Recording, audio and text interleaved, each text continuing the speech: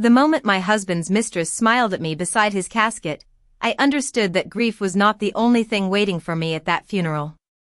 Charles Whittaker had been dead for 3 days, and the whole town of Charleston seemed to have gathered under the white columns of St. Matthew's Episcopal Church to say goodbye to the man they thought they knew. I stood near the front pew in my black wool coat, the same one Charles had bought me on our 35th anniversary, my gloved hands folded tightly around a damp handkerchief. Outside, a gray January rain tapped against the stained glass windows. Inside, the church smelled of lilies, polished wood, and expensive perfume. People moved around me in soft voices, touching my shoulder, telling me Charles had been a good man, a generous man, a man who had built something lasting. I nodded because that was what widows were expected to do. At 68, after 41 years of marriage, I had learned how to stand still while people spoke around pain they did not understand. My son Daniel stood 10 feet away with his wife Lauren, both dressed in black, both pretending not to notice how alone I looked. Daniel's eyes kept sliding past mine, as if grief had made me inconvenient. Lauren whispered into his ear and adjusted the pearl bracelet on her wrist, a bracelet I recognized because it had once belonged to Charles's mother. I had not given it to her.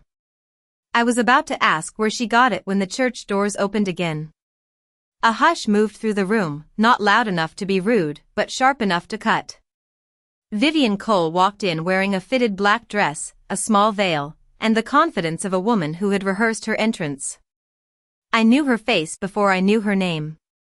I had seen it reflected in Charles's phone screen late at night, in the quick way he turned away when I entered the room, in the sudden business trips to Atlanta that always lasted one day longer than planned.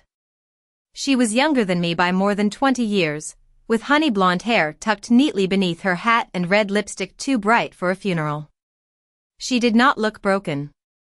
She looked prepared. People glanced at me, then at her, then down at the floor. That was when I realized many of them had known. Maybe not everything, maybe not the full shape of the betrayal, but enough. Enough to look ashamed on my behalf while still doing nothing. Vivian moved slowly down the aisle, stopping near Charles's casket as if she had a right to be there. She placed one manicured hand on the polished wood and bowed her head for exactly 3 seconds. Then she turned and walked straight toward me. I felt Daniel shift, but he did not step forward. Lauren's mouth tightened, almost like she was waiting for a show. Vivian stopped so close I could smell her perfume, sweet and heavy, the kind that tried too hard to be remembered. "Eleanor," she said softly, though everyone nearby could hear. "I suppose someone should tell you before the lawyer does." I looked at her without answering. Her eyes flicked over my coat, my shoes, the simple gold wedding band on my left hand. Then she smiled. "He left you penniless." The word landed quietly, but it carried through the space around us. Penniless. Not widowed. Not grieving. Penniless. As if my marriage had been a failed business deal and she had come to announce the final balance. I heard someone inhale behind me. I heard Lauren make a small sound, not quite a laugh, not quite a cough. Vivian leaned closer and lowered her voice, though not enough to hide the cruelty in it. "You should have paid more attention to your husband, Mrs. Whittaker." I did not move. I did not raise my hand. I did not give her the satisfaction of seeing me tremble. I only looked down for a moment at the front of my black coat, where her presence felt like a stain even before anything touched it, and I thought of Charles buttoning that same coat around my shoulders years ago outside a restaurant on King Street, telling me I looked elegant in black. Funny how memory can betray you too. Then Vivian brushed past me, close enough to jostle the fabric, and something wet marked the wool near my lapel. It was not dramatic.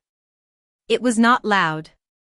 But it was deliberate, and the faces around me told me they had seen enough to understand. My son saw it too. Daniel's eyes widened, then dropped to the carpet. He chose silence. That hurt more than Vivian ever could. For one long second, the entire church seemed to wait for me to break. A younger version of me might have cried. A more hopeful version might have looked to my son for protection. But the woman standing there beside her husband's casket had spent too many years swallowing quiet humiliations at family dinners, too many holidays pretending not to notice when Lauren corrected my place at my own table, too many nights listening to Charles say, "It's just business, Eleanor," when business smelled like another woman's perfume. So I simply took the handkerchief from my glove, dabbed the fabric once, and folded it back into my palm. That was when I saw Martin Hayes. Charles's attorney stood at the end of the first pew, silver-haired, narrow-eyed, holding a leather folder against his chest.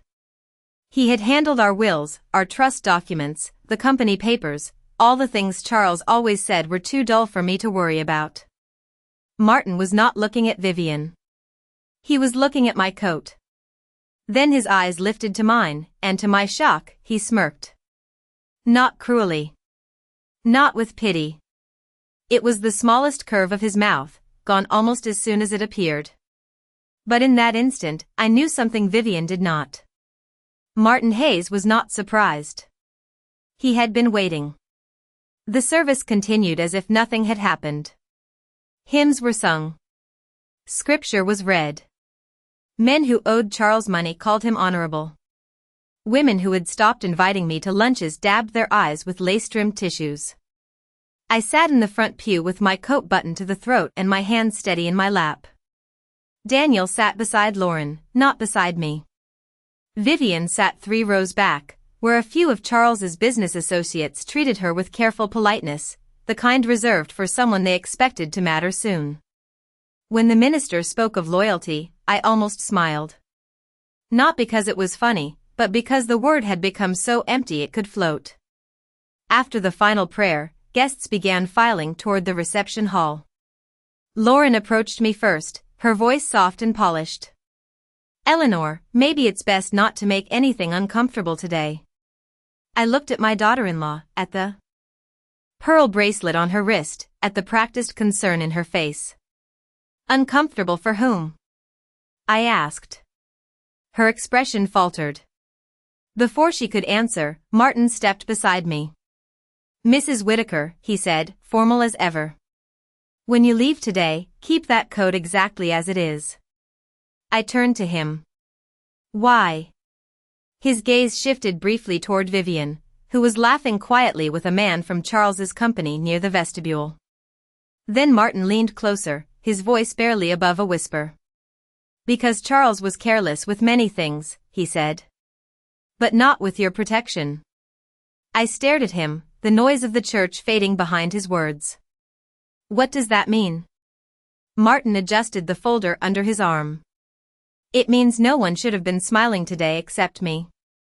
Then he stepped away, leaving me beneath the stained glass light with a ruined coat, a dead husband, a silent son, and the first cold spark of understanding beginning to burn through my grief. The reception hall behind the church had been decorated with white flowers, silver coffee urns, and framed photographs of Charles from different stages of his life. There he was at 32, standing beside his first delivery truck with his sleeves rolled up and a grin full of ambition. There he was at 50, cutting the ribbon on the expanded Whittaker Logistics warehouse outside North Charleston. There he was last Christmas, thinner than he should have been, one hand resting on Daniel's shoulder while Lauren leaned into the frame as if she had always belonged in the center. I searched the tables for a photograph of Charles and me from our early years, the years when we lived in a 2-bedroom rental with bad plumbing and ate canned soup so he could put every extra dollar into the business. There were none. Not one picture from our wedding. Not one from the lake trip where he proposed. Not one from the hospital hallway where I held newborn Daniel while Charles cried harder than the baby did.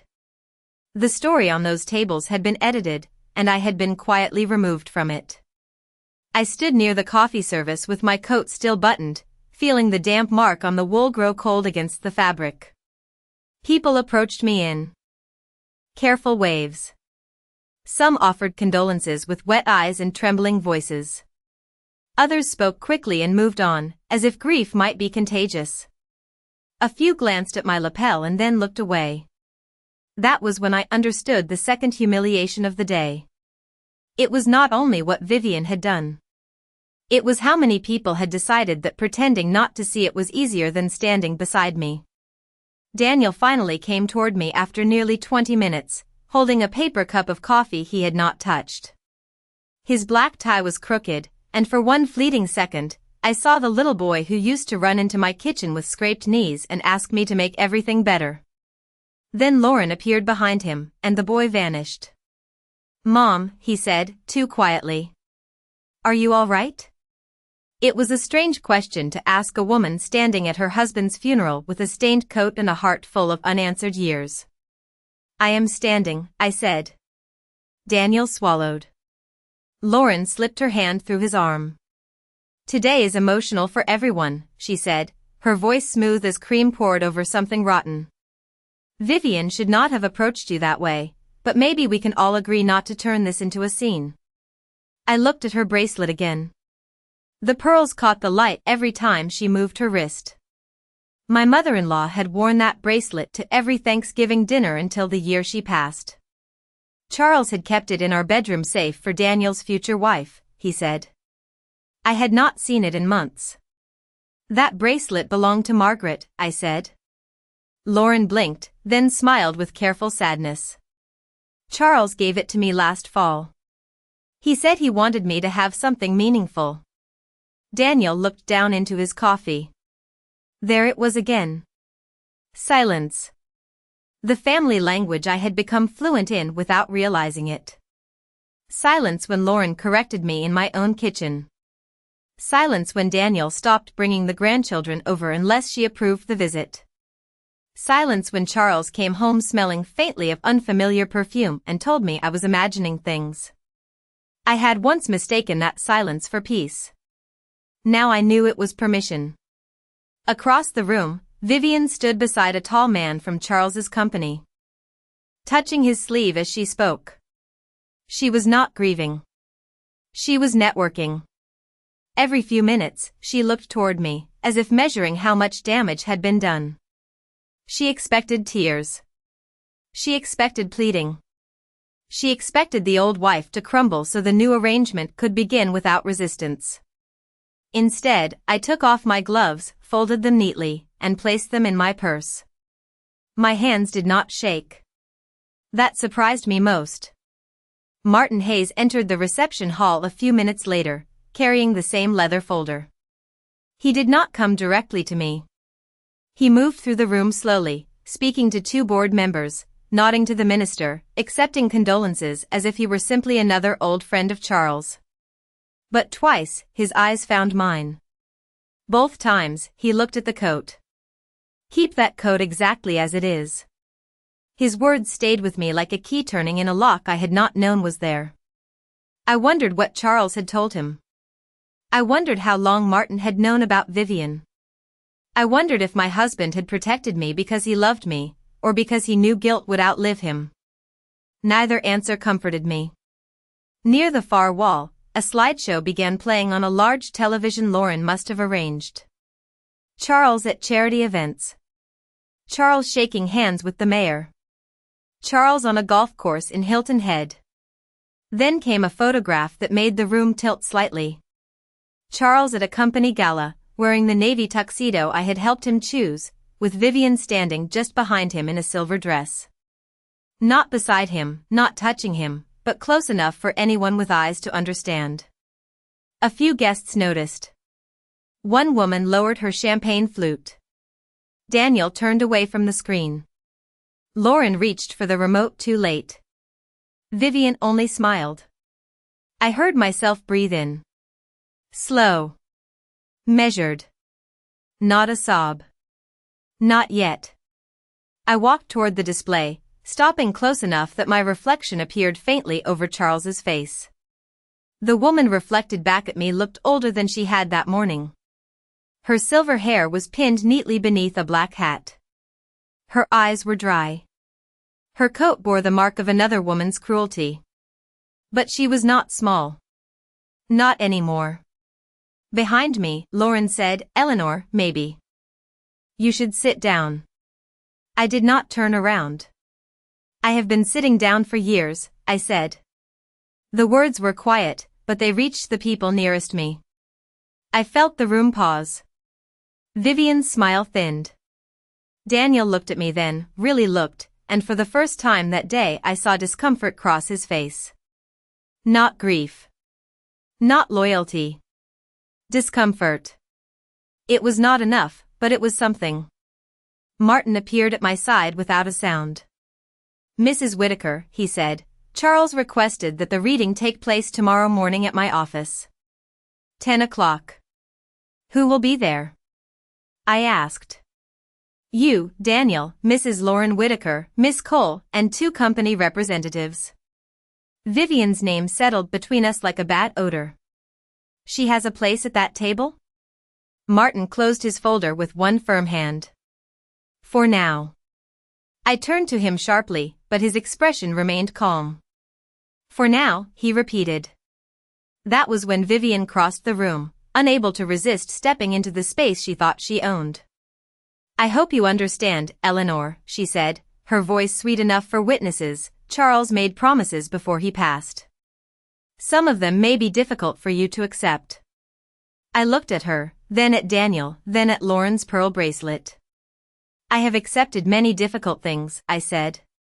"One more day will not break me." Martin's mouth curved again, barely. Vivian did not notice. But I did. And as I walked out of the reception hall into the cold Charleston rain, with my ruined coat buttoned tight and my husband's secrets gathering behind me, I understood that the funeral had not been the end of my life with Charles. It had been the beginning of finding out what was left of it. That night, the house on Trad Street felt larger than it had ever felt in 41 years of marriage. The rain had followed me home from the church, tapping against the tall front windows while the old floorboards settled beneath my feet. I hung my black hat on the brass hook by the door, but I did not hang up the coat. Martin's warning had made the fabric feel less like clothing and more like evidence. I carried it upstairs still damp from the weather and from Vivian's deliberate insult, then laid it flat across the cedar chest at the foot of my bed. Charles had given me that chest the first year we could afford furniture that did not come from a yard sale. He had sanded it himself in the garage of our first little house in Mount Pleasant, working late into the evening with sawdust in his hair and hope in his voice. Back then, he used to tell me every dollar we saved would build something permanent. I believed him. I had believed so many things. I changed out of my funeral dress and stood in the bedroom wearing my plain gray robe, listening to the silence press against the walls. Charles's side of the bed was made. His reading glasses still rested on the nightstand. His slippers were still tucked beneath the chair by the window. Everything looked as if he might walk in at any moment and complain that the house was too cold. But he would not walk in.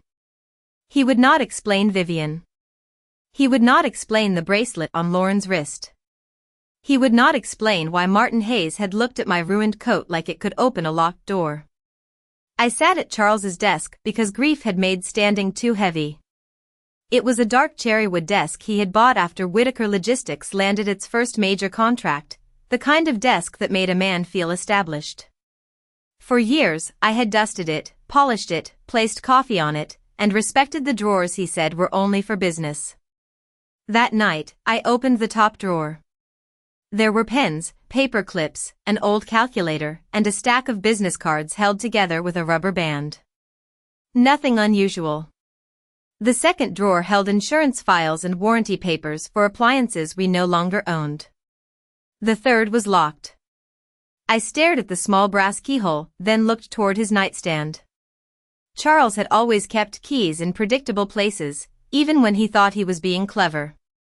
In the top drawer, beneath a copy of a boating magazine and a bottle of antacids, I found a small envelope with my name written on it in his hand. Not Eleanor. Ellie. He had not called me Ellie in years. My fingers went still. For a moment, I could not open it. There are some names that belong to versions of ourselves we have buried quietly. Ellie was the woman who danced barefoot with Charles in our kitchen when Daniel was asleep in his crib. Ellie was the woman who believed late nights meant hard work and secretive phone calls meant stress. Eleanor was the woman left standing at a funeral while another woman smiled. I opened the envelope carefully. Inside was one small brass key and a note folded once. The note contained only 7 words. Trust Martin, not the family table. I read it again. Then again. The words were not tender. They were not an apology. They were a warning, and somehow that made my chest ache more than any confession would have. Charles had known. He had known enough to leave instructions, but not enough courage to tell me while he was breathing. I used the key on the locked drawer. It opened with a soft click that sounded impossibly loud in the quiet room. Inside were 3 folders, each labeled in Charles's handwriting. Personal. Company. After. I touched the last folder first but did not open it. Something in me was not ready. Instead, I opened personal.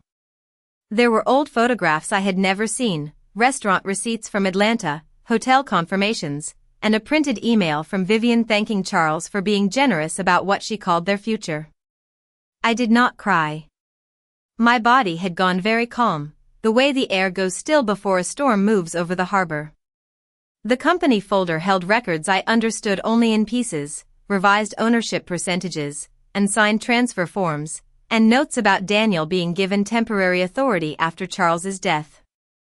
Lauren's name appeared twice beside handwritten question marks. Vivian's name appeared once, circled in red. I sat back slowly. This was not only about betrayal. This was about positioning. They had all been moving around me while I was still setting Thanksgiving tables and mailing birthday cards. I thought of Daniel at the funeral, unable to meet my eyes. I thought of Lauren's voice telling me not to make things uncomfortable.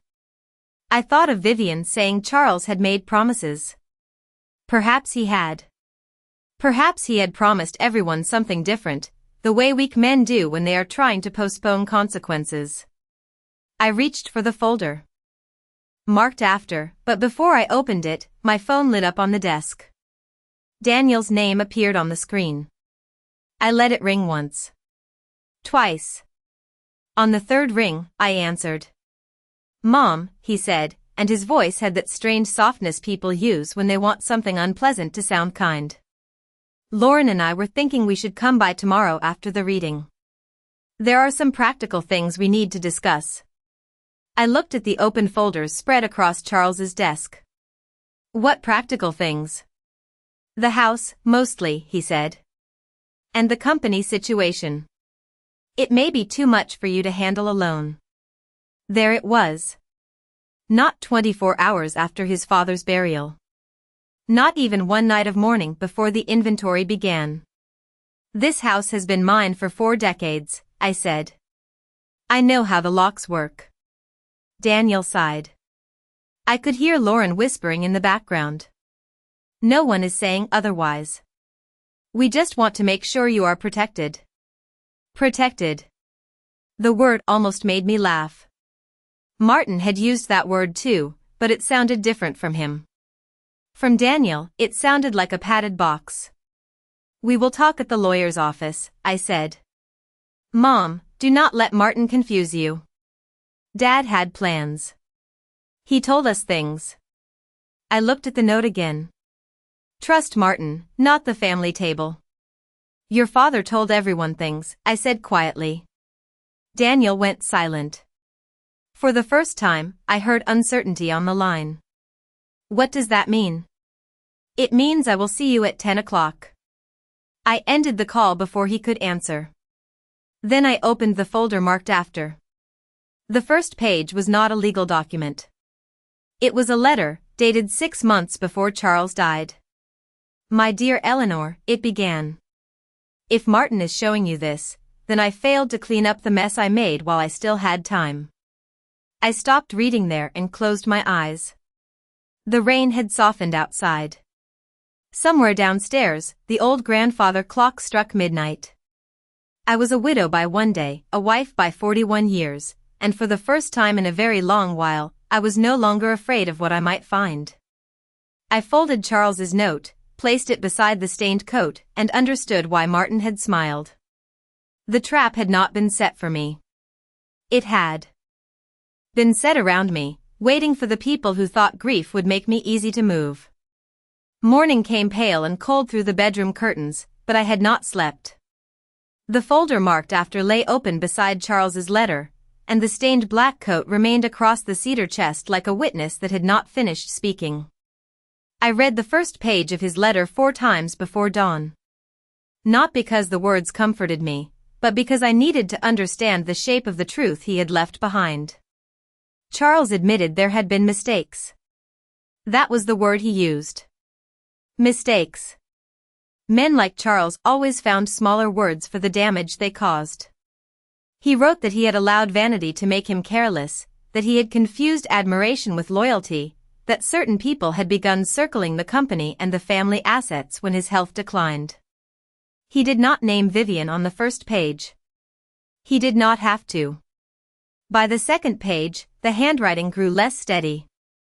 He wrote that Daniel had become too dependent on Lauren's judgment, that Lauren had asked questions about trusts no daughter-in-law should have known to ask, and that Vivian had misunderstood generosity as entitlement. I sat very still when I read that line.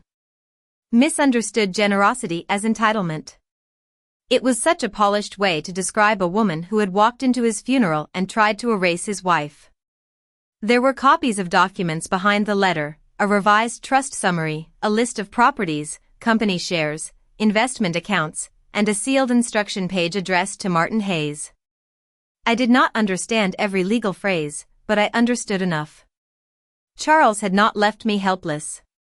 He had left me surrounded by locked doors, then hidden the keys in places only shame could uncover. At 7:15, the doorbell rang. I was still in my robe, my hair pinned loosely at the back of my neck, the house smelling of coffee I had brewed but barely touched. I looked through the side window and saw Daniel and Lauren standing on the porch. Daniel held a paper bag from a bakery on Broad Street. Lauren held nothing but her posture. She was dressed in a cream-colored coat, too bright for the morning after a funeral, and the pearl bracelet was still on her wrist.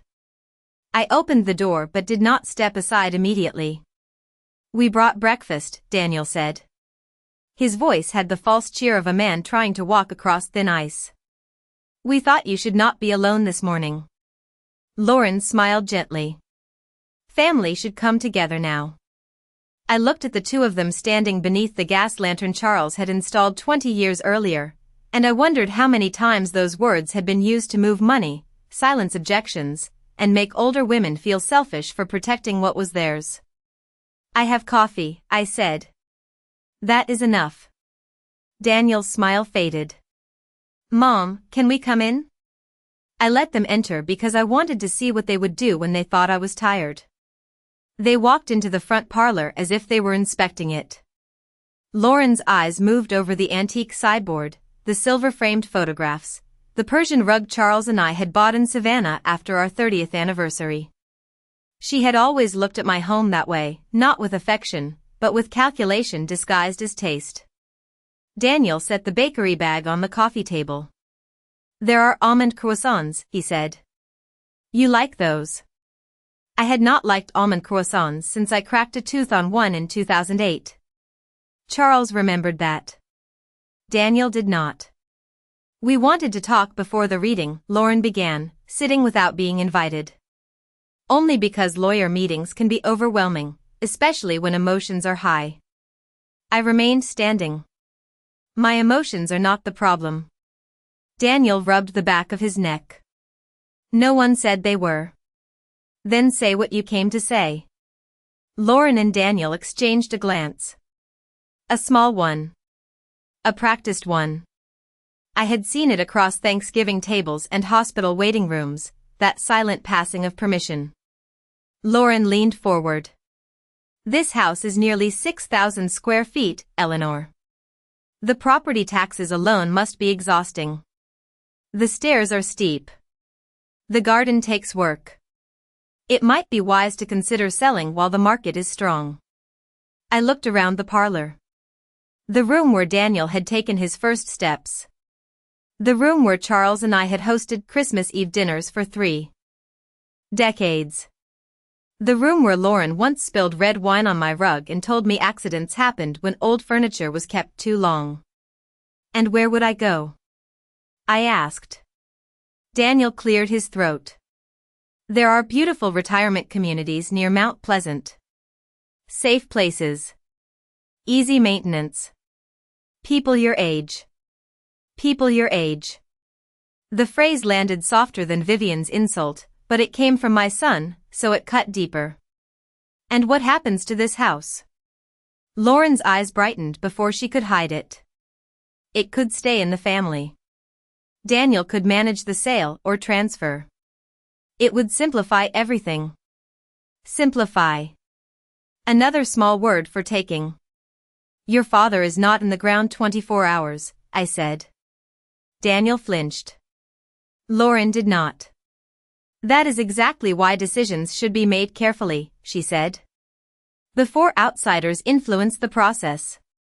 Outsiders like Martin? Martin represents paperwork, Lauren said. We represent family.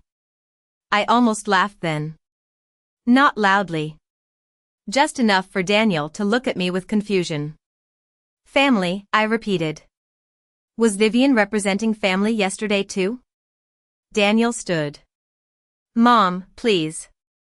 Vivian is complicated. No, I said. She is simple. That is what makes her dangerous. Lauren's expression sharpened. We are trying to help you avoid embarrassment. I walked to the mantel and picked up a photograph from Daniel's college graduation. In it, Charles had one arm around Daniel and one around me. We looked tired and proud. Tuition had taken nearly everything we had that year, but I worked part-time at a church office so Daniel could graduate without loans. Lauren was not in that photograph. Vivian was not in that photograph. Martin was not in that photograph. I used to think embarrassment came from being seen in pain, I said.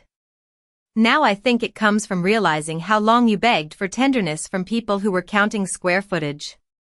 Daniel's face changed. For a second, guilt almost reached him. Then Lauren touched his sleeve, and the door closed again behind his eyes. The reading is at 10, I said. You should go. Mom, Daniel began. Go, I said, still quietly. They left the bakery bag unopened on the coffee table. Through the window, I watched them walk down the steps, Lauren speaking quickly, Daniel listening with his head bowed. I waited until their car pulled away before I went upstairs. I dressed in a navy wool dress, low heels, and the same black coat from the funeral. I did not clean it. I did not cover the mark. I buttoned it carefully, one button at a time, then placed Charles's letter and the brass key in my purse. At 9:30, a black sedan stopped in front of the house.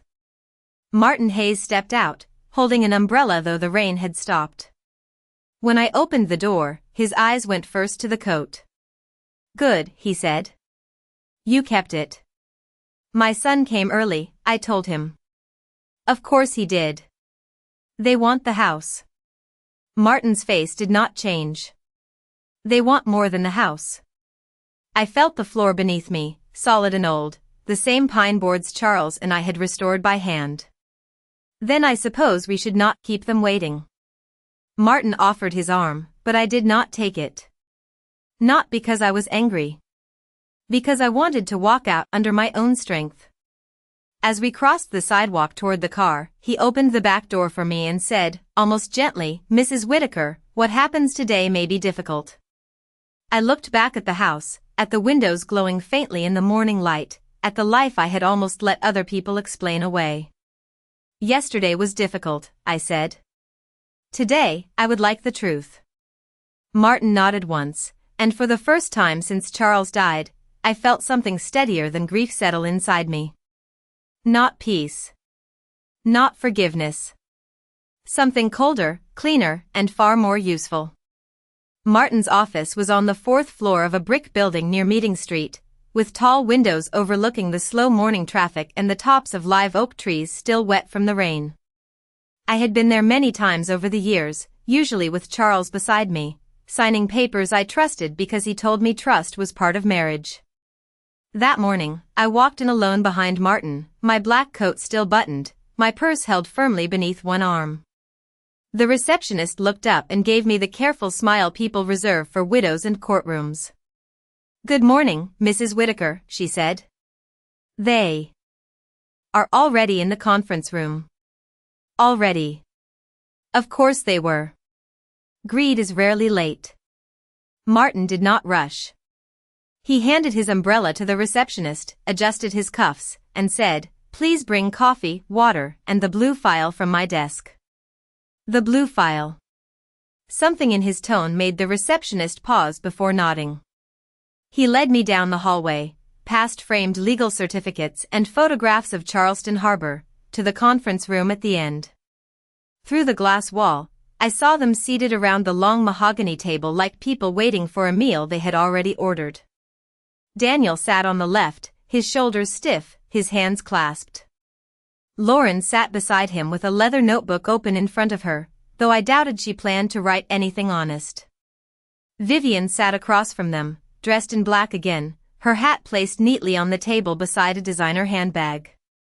Two men from Whitaker Logistics occupied the far end, Robert Gaines, the chief financial officer, and Thomas Bell, a board member who had once sent me flowers after I organized a company Christmas dinner for 200 employees. Neither man stood when I entered.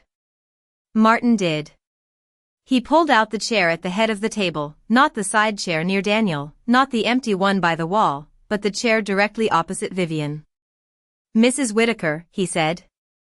Vivian's eyes moved to my coat. For the first time, I saw irritation pass across her face. She had expected me to hide the mark. She had expected me to be ashamed of what she had done. Instead, I sat down wearing it like a document. Daniel looked at it too, then quickly looked away. Lauren's mouth tightened. "Eleanor," she said softly, "are you sure you want to keep that on?" "The room is warm." "I am comfortable," I said. Martin placed his leather folder on the table and remained standing. "Before we begin, I want to make clear that today's reading will follow Mr. Whitaker's instructions exactly. There will be no interruptions, no side discussions, and no documents signed until I have completed the full presentation." Vivian gave a small laugh. "That sounds very formal for a family matter." Martin looked at her over his glasses. "It is an estate matter, Miss Cole. Those are formal by nature." Her smile thinned, but she leaned back as if she had decided to be patient with the help. That was how she carried herself. Not like a grieving woman. Like a woman waiting for keys. The receptionist brought in coffee and a blue file tied with string. Martin placed it beside the leather folder but did not open it. He began with the standard language, Charles's full legal name, date of execution, sound mind, voluntary intent. His voice was calm, almost dull, and for several minutes the room settled into the dry rhythm of paperwork. Then came the first list of personal items. Watches to Daniel. A set of antique maps to the Charleston Historical Society. Charles's fishing boat to Robert Gaines, which made Robert blink in surprise. A charitable gift to the Heart Clinic at the Medical University of South Carolina. Vivian shifted, waiting. Lauren tapped one polished nail against her notebook. Then Martin read that Vivian Cole was to receive a one-time gift of $50,000, contingent upon certain conditions to be clarified later. Vivian's face brightened before she could control it, though the amount was clearly smaller than what she expected. Daniel leaned forward. Lauren whispered something I did not catch. Martin continued. Daniel was named as a candidate for temporary operational review at Whitaker Logistics, not immediate chief executive officer. Candidate. Temporary. Review. Each word landed like a chair being pulled away from a table. Robert Gaines glanced at Thomas Bell. Lauren stopped tapping her nail. "Excuse me," Daniel said. "Candidate?" Martin did not look up. "As written. Dad told me I would take over." Your father told many people many things, Martin said. I kept my eyes on the table because hearing my own words from his mouth nearly broke my composure. Vivian crossed her legs and sighed. Can we move to the properties? There it was. The room's true center. Not memory. Not grief. Property. Martin turned a page.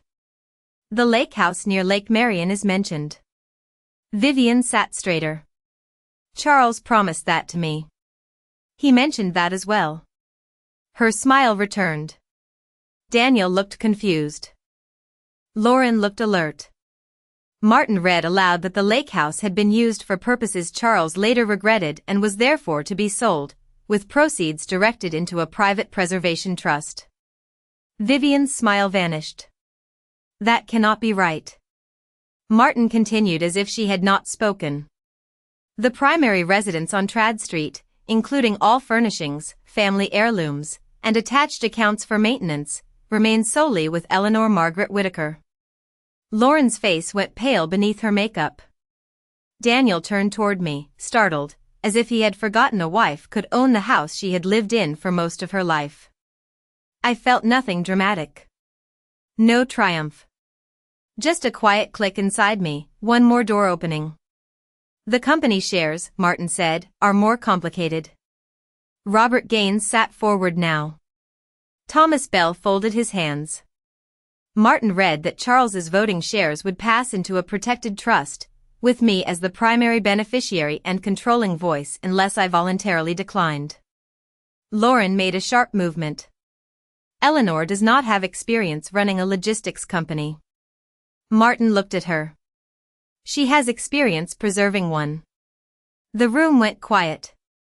I remembered the early years, answering phones when Charles could not afford staff, packing invoices at the kitchen table, driving payroll checks across town in a thunderstorm because the bank closed at 5. Men called it support when wives did it for free. Later, they called it inexperience when money appeared. Vivian placed both hands on the table. Charles would not have wanted this. He loved Daniel. He cared for me. I watched Martin reach for the blue file. He untied the string slowly. The sound was small, but everyone heard it. As I said, he replied, there are conditions. For the first time since I entered the room, Vivian looked uncertain. Martin removed a sealed page and held it up, not yet reading. 6 months before his death, Mr. Whittaker added a protective clause to his estate plan. It concerns public humiliation, coercion, misrepresentation of inheritance, and attempts to pressure Mrs. Whittaker into surrendering property or authority during the immediate mourning period. Lauren's notebook closed softly. Daniel's face drained of color. Vivian stared at Martin as if he had switched languages. My hands stayed folded in my lap beneath the table. The stained wool of my coat pressed against my chest, no longer cold now, no longer heavy. Martin glanced at me briefly, asking without words if I was ready. I gave the smallest nod. He turned back to the room and said, now we will discuss what happened yesterday. Martin opened the blue file, and the room changed without anyone standing up. Until that moment, Vivian had been annoyed, Lauren had been calculating, and Daniel had been confused. But when Martin said those words, when he brought yesterday into the same room as Charles's estate, every face around the table became still in a different way. People who have done nothing wrong usually ask what happened. People who know exactly what happened wait to see how much you know. Martin removed 3 pages from the file and placed them in front of him. Mr. Whittaker anticipated, he said, that the period immediately following his death could expose Mrs. Whittaker to pressure from individuals seeking access to property, company authority, or personal assets. For that reason, he executed what I will call, in plain English, a protection clause. Vivian gave a brittle laugh. That is absurd. Charles would never write something like that. Martin did not raise his voice. He not only wrote it, Miss Cole. He signed it in this office, at this table, with 2 witnesses and a notary. Robert Gaines shifted at the far end of the table, his expression suddenly careful. Thomas Bell looked down at his hands. Lauren opened her mouth, then closed it again. Daniel stared at Martin as if trying to make the words rearrange themselves into something safer. The clause states, Martin continued, that any person named in the estate plan, or any person attempting to benefit indirectly from it, forfeits all conditional gifts, advisory roles, influence over trust decisions, and access to family property if that person publicly humiliates Mrs. Whittaker, knowingly misrepresents her inheritance, pressures her to vacate her residence, or attempts to obtain signatures during the immediate mourning period. He looked up. The immediate mourning period is defined as 30 calendar days following Mr. Whittaker's funeral. 30 days. Charles had known enough to count the days people would try to use against me. Vivian's lips parted. You cannot seriously be suggesting that a few emotional words at a funeral affect a legal document. I am not suggesting anything, Martin said. I am reading. Lauren's voice came softly, but there was iron beneath it. This is very dramatic. Eleanor is grieving. Maybe she misunderstood what was said. I turned my head and looked at my daughter-in-law. She was still wearing Margaret's pearls, still sitting beside my son as though my place in the family had already been reassigned. I did not misunderstand, I said. Daniel flinched at the sound of my voice. Vivian leaned forward, palms flat on the table. I was upset. Everyone was upset. Charles was important to me.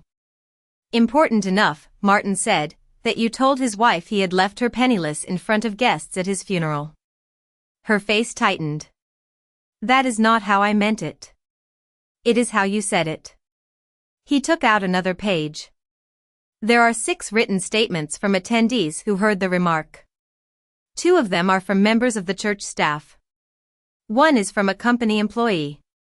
Another is from Mrs. Abigail Porter, who has known the Whittaker family for 36 years. I knew Abigail. She had brought casseroles when Daniel was born and had never once raised her voice in public. If Abigail had written the statement, she had been truly angry. Vivian's composure began to crack around the edges. Not enough for tears. Just enough for fear. People exaggerate, she said. Martin placed a small flash drive on the table. The church vestibule has a security camera. No audio from that position, unfortunately, but the visual record is clear enough to establish proximity, gesture, and Mrs. Whittaker's condition afterward. I felt everyone look at my coat. Martin did not ask me to remove it. He did not ask me to display it. He let the silence do the work. Then he said, Mrs. Whittaker preserved the garment at my instruction. Lauren sat back slowly. Her eyes had gone from my coat to Martin's file to Daniel's face. She was no longer thinking about grief. She was calculating damage. Daniel looked at me for the first time that morning as if I were not a burden or a formality, but a person standing on ground he had not realized was mine. Mom, he said quietly, I did not know about any clause. No, I said. But you knew what happened yesterday. His mouth closed. That was the answer. Martin continued, Miss Cole's one-time gift of $50,000 was conditional upon respectful conduct toward Mrs. Whittaker and truthful representation of Mr. Whittaker's estate plan. Based on yesterday's incident and the witness statements, that gift is void. Vivian's chair made a soft sound against the carpet as she pushed back. This is ridiculous. Charles promised me more than that. Charles documented less than that, Martin said. And your conduct removed even what he documented. The sentence was clean. Almost merciful. Vivian looked as if she had been slapped by paper. Robert Gaines cleared his throat. Martin, how does this affect company governance? Martin turned one page. That depends on whether anyone else in this room participated in coercive conduct. Lauren's fingers tightened around her pen. Daniel looked at her, then away. I thought of my front parlor that morning. The bakery bag. The retirement community. The soft suggestion that 6,000 square feet was too much for a widow. Martin opened another folder. Mrs. Whitaker informed me that Daniel and Lauren visited her home at approximately 7:15 this morning to discuss sale or transfer of the residence before this reading had occurred. Lauren's face hardened. We were offering support. Did you suggest she move to a retirement community? Martin asked. No one spoke. Did you suggest Daniel could manage the sale or transfer of the Trad Street residence? Lauren looked at Daniel. Daniel looked at me. The room waited.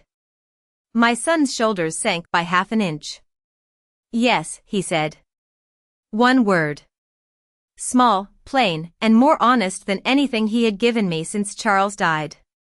Lauren turned toward him sharply, but it was too late. Martin made a note. Then Daniel. Whitaker's temporary operational review is suspended pending trust evaluation.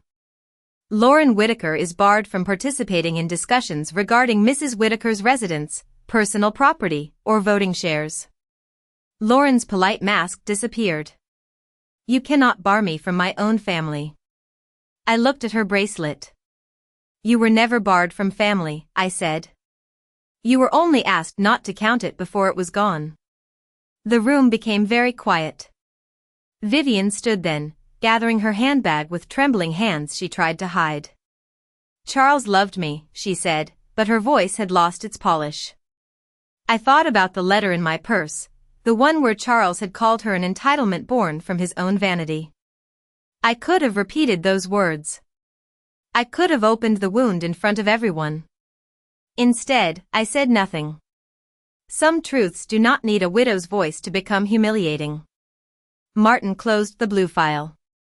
We are not finished, he said.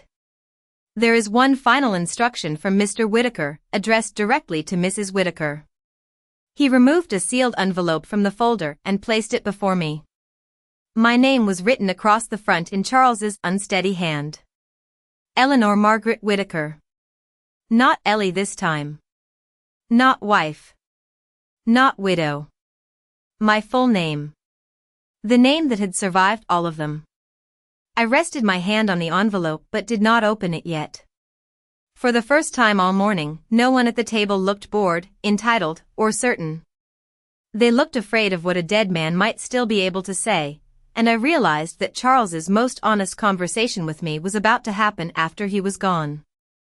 The envelope felt heavier than paper should feel. My name sat across the front in Charles's handwriting, uneven but unmistakable, and for a moment the conference room disappeared around the edges. I could hear the faint hum of the air conditioner, the soft tick of Martin's wall clock, the distant sound of traffic on Meeting Street, but all of it seemed far away. I had spent 41 years hearing my name in Charles's voice. Eleanor when he was serious. Ellie when he wanted forgiveness. Mrs. Whitaker when he was teasing me across a crowded room. Now the last version of my name he had. Written was sealed beneath my palm while the people who had tried to step over me sat perfectly still. Martin did not hurry me. That was one of the few mercies of the morning. Vivian remained standing near her chair, but she had stopped moving toward the door. Lauren sat rigid, her pen pressed so hard against her notebook that the tip had left a dark on the page. Daniel looked as if he wanted to speak and had forgotten how. I opened the envelope slowly, careful not to tear the flap. Inside were 2 pages. The first was a letter. The second was a formal instruction signed and notarized 3 months before Charles died. I read the letter silently at first. Eleanor, it began, there are debts money cannot pay and apologies that arrive too late to be useful. I have wronged you in ways I cannot repair with explanations. If you are reading this in Martin's office, then the people I feared would show themselves have done exactly that. I am sorry that my cowardice made you stand in a room with them after I am gone.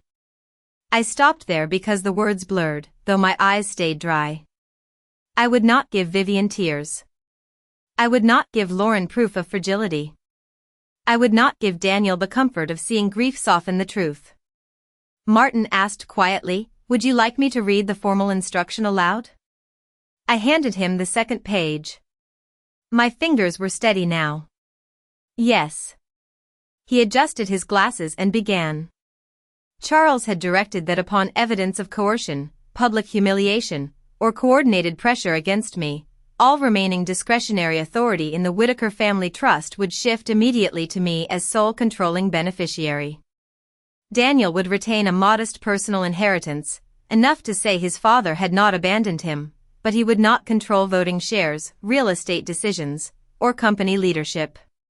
Lauren was specifically named as having no authority to advise, manage, transfer, inventory, appraise, or remove personal property from my residence.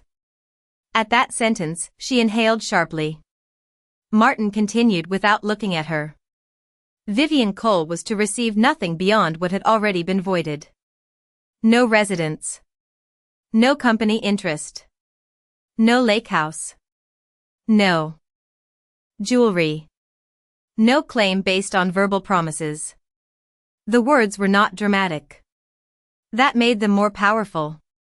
They did not shout. They closed doors. Vivian lowered herself back into the chair as if her knees had stopped trusting her. He would not do that, she whispered. It was the first honest sound I had heard from her. Not grief, exactly. Not love. Astonishment that a man she believed she had understood had protected the woman she thought he had replaced. Martin placed the page on the table. He did. Robert Gaines looked relieved in a way that told me more than he intended. Thomas Bell nodded once, slowly, as though a company problem had just solved itself. Daniel stared at the tabletop. Lauren turned toward him, anger rising beneath her careful face. Say something, she whispered. Daniel did not. So I did. Your father left you enough to begin again, I told him. Not enough to use me as a shortcut. His eyes lifted to mine. They were red around the edges now, and for the first time I saw the boy beneath the man Lauren had trained to look away. Mom, I did not know she was going to say those things this morning. But you came with her. He swallowed. Yes. And yesterday? I asked. You saw what happened. His face collapsed inward, not in a loud way, not in a way that asked for pity, but in the quiet way people look when they finally meet themselves. I saw, he said. Lauren's chair scraped softly. Daniel, do not let them twist this. I turned to her then. No one twisted you into wearing my mother-in-law's bracelet. Her hand went to her wrist. The pearls seemed suddenly too bright against her skin. Charles gave it to me. Martin opened another small folder. That item is listed as a family heirloom assigned to Mrs. Whittaker during her lifetime, then to any granddaughter she designates. It was never Mr. Whittaker's to gift independently. Lauren's lips parted. For once, no polished answer came. I held out my hand. Not dramatically. Not angrily. Just open. Waiting. The room watched her remove the bracelet. Pearl by pearl, clasp by clasp, the illusion slipped. She placed it in my palm without meeting my eyes. It was warm from her skin.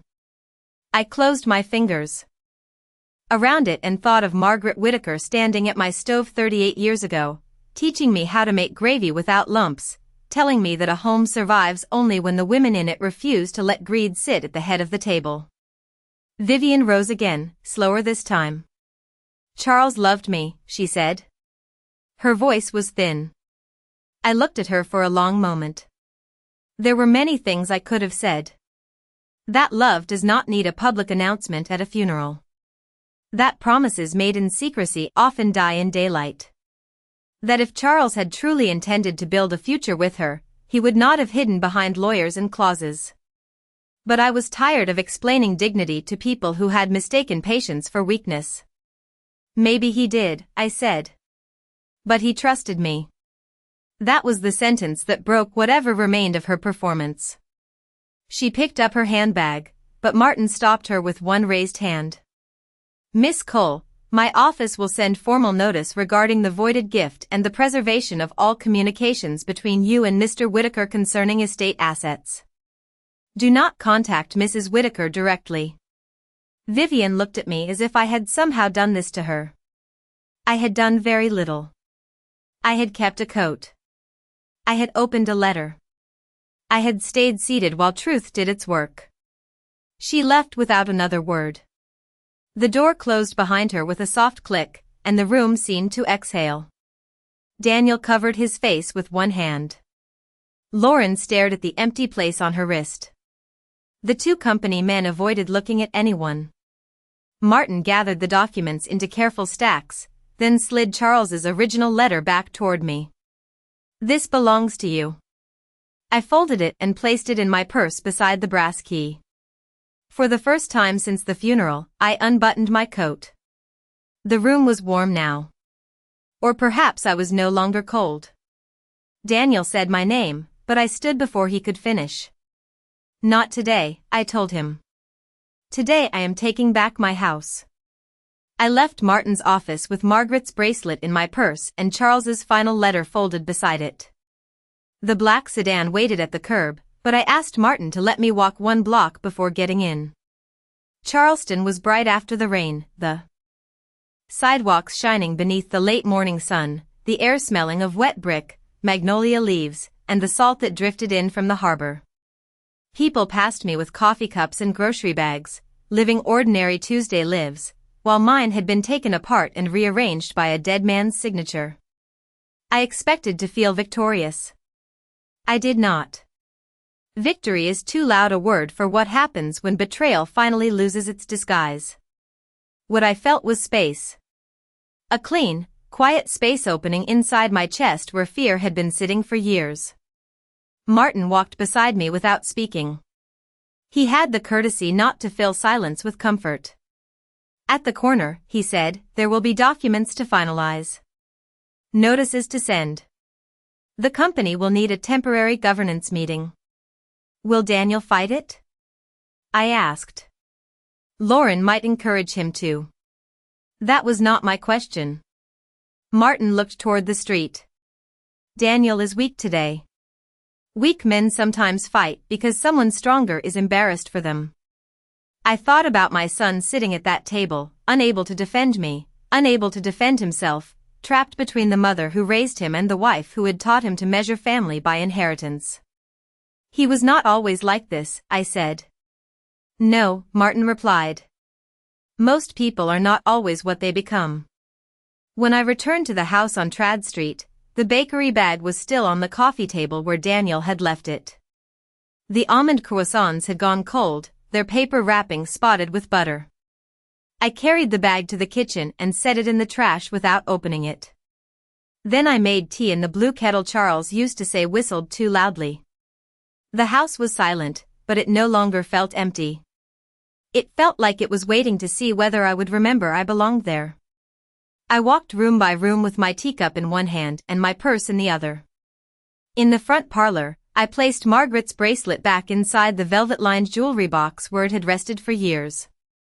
In the dining room, I ran my fingers along the table where I had served Thanksgiving dinners to people who later discussed moving me into a smaller place.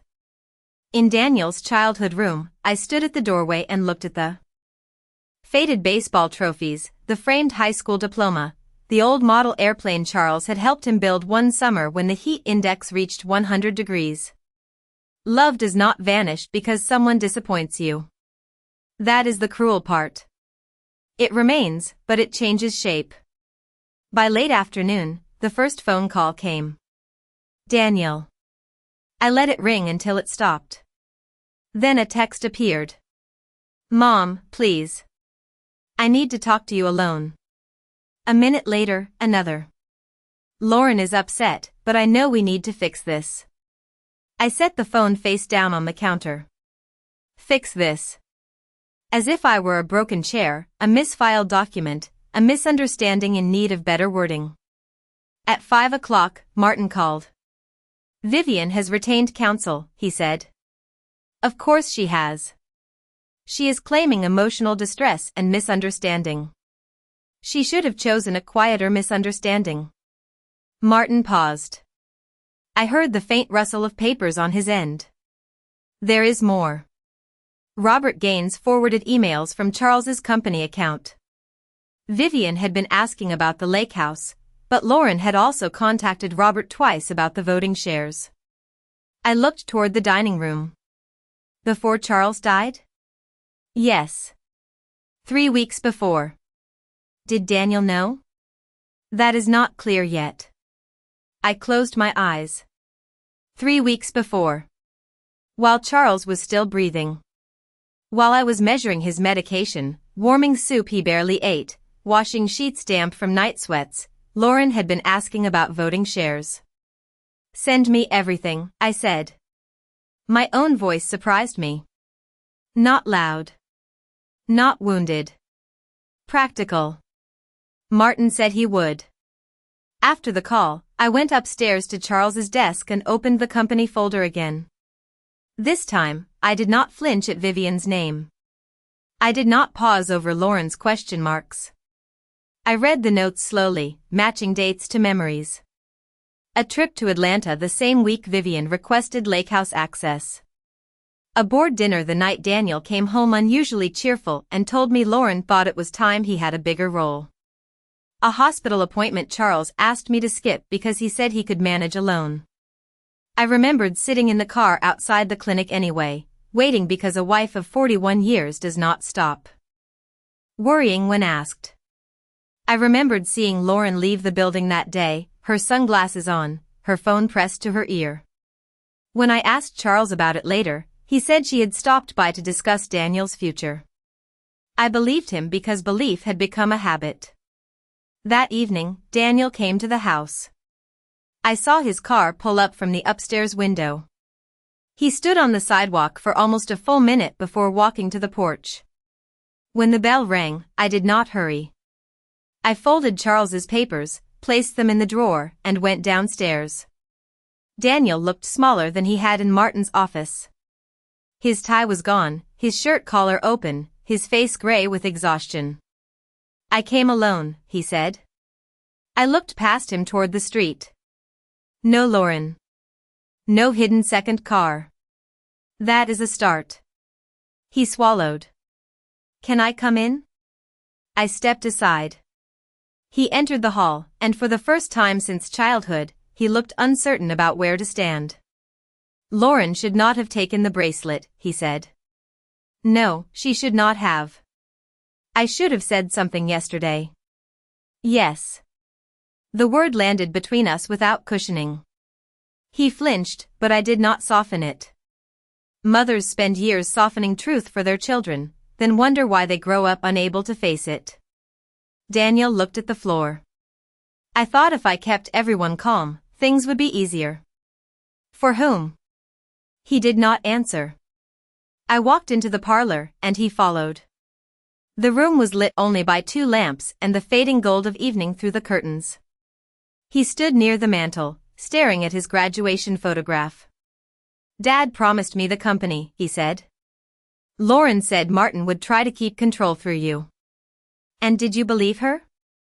His silence answered before his mouth did. I wanted to, he said finally. Why? He looked at me then, eyes wet but not yet crying. Because it was easier than admitting I had been waiting for you to step aside. There it was.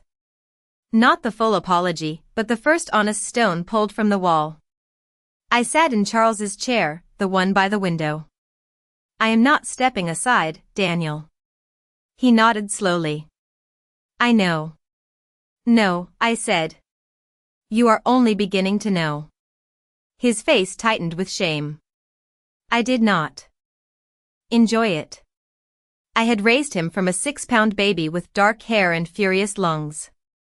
I had packed his lunches, checked his homework, paid his application fees, stayed awake until his headlights turned into the driveway after prom. Shame on his face still hurt me.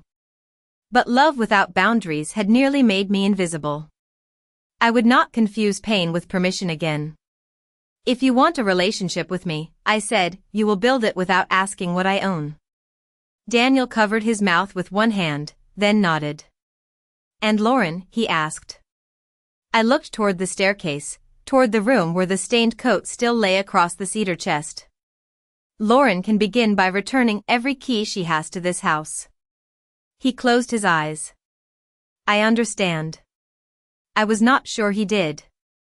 Not fully.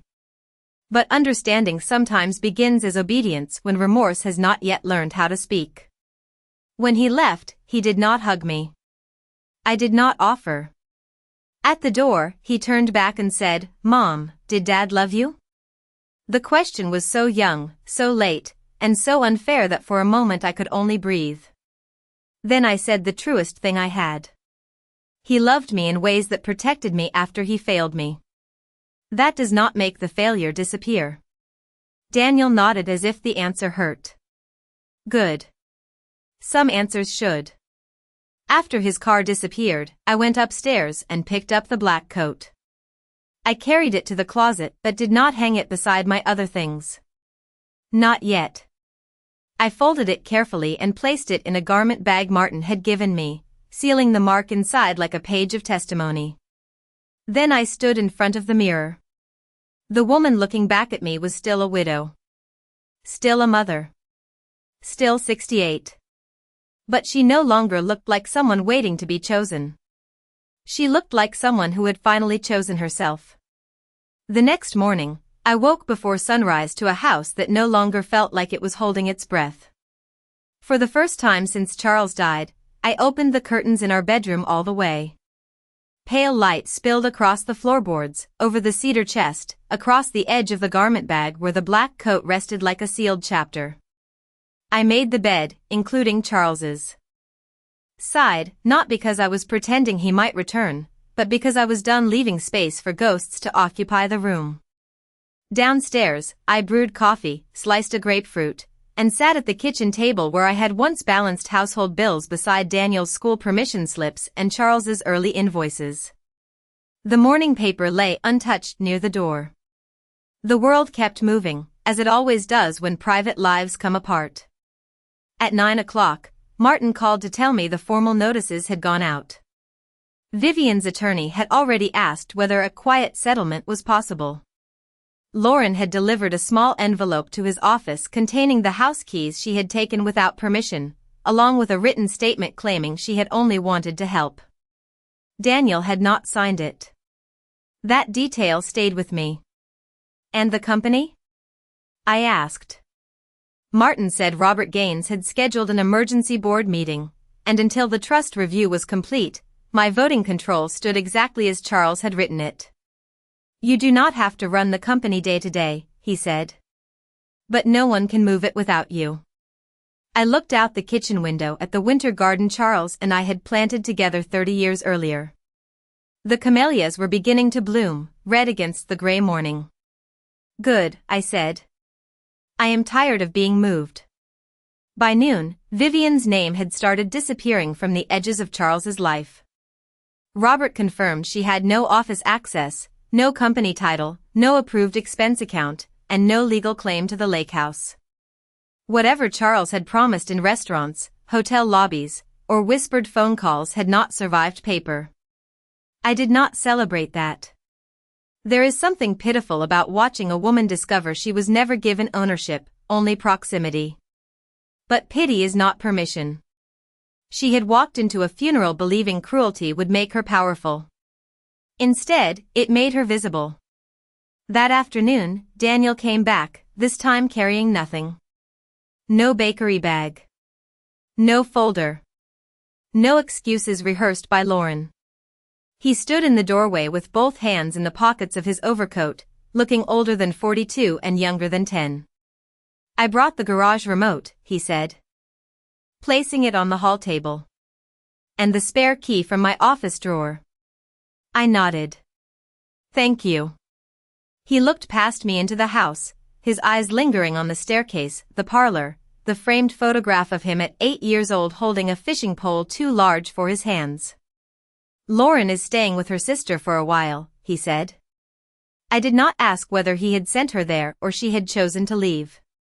Some answers belong to marriages, and I had already spent enough of my life inside one man's secrets. Daniel swallowed. I do not expect you to forgive me today. That is wise. His mouth trembled. I keep thinking about yesterday at the church. How I looked away. I waited. He needed to say it without me rescuing him from the sound. I was embarrassed, he said. Not by her. By you being treated that way. And somehow I made that your problem. The honesty was clumsy, but it was alive. I opened the door wider and let him step inside. We sat in the front parlor, not close, not far. He apologized for the house conversation, for allowing Lauren to speak over me, for believing that my quietness meant I needed managing. He did not blame grief. He did not blame confusion. That mattered. When he finished, I said, I love you, Daniel. But love will not be used as a hallway into my finances, my home, or my decisions. He nodded with tears finally slipping down his face. I handed him a tissue and did not touch his shoulder. Boundaries feel cold at first to people who have lived too long without them. They are not cold. They are doors with working locks. Over the next few weeks, the legal matters settled into order. Vivian withdrew her claim after Martin's office provided the witness statements and the church footage.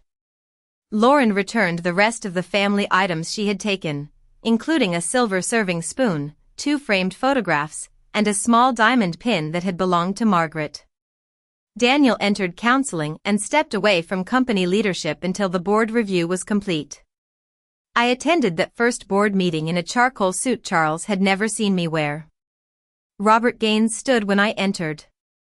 So did every man at the table. I did not need them to like me. I only needed them to understand that I was not a signature waiting at the bottom of a page. Spring came slowly to Charleston. The rain softened. The garden filled out. One Saturday, I took the black coat from its garment bag and brought it to a cleaner Martin recommended, not because I wanted to erase what had happened, but because evidence had served its purpose. When I picked it up a week later, the wool looked almost new. I hung it in the hall closet beside my navy raincoat and my old gardening jacket. Not hidden. Not displayed. Simply returned to its place. That evening, I made dinner for one and set the table with the good china. For years, I had saved it for family, for holidays, for occasions large enough to justify beauty. That night, I decided survival was occasion enough. I lit one candle, poured iced tea into a crystal glass, and sat at the head of my own table. Charles's chair was empty. Daniel's was empty. The house was quiet, but it was not hollow. I thought about the woman I had been at the funeral, standing still while another woman tried to name me powerless. I wished I could go back and take her hand. I would tell her that silence was not weakness when it was gathering truth. I would tell her that a ruined coat could become a witness, that a widow could become her own protection, that family names mean little when people forget how to honor the person carrying them. Most of all, I would tell her what I know now. Being left alone is not the same as being left with nothing. Sometimes, alone is where a woman finally hears her own name again.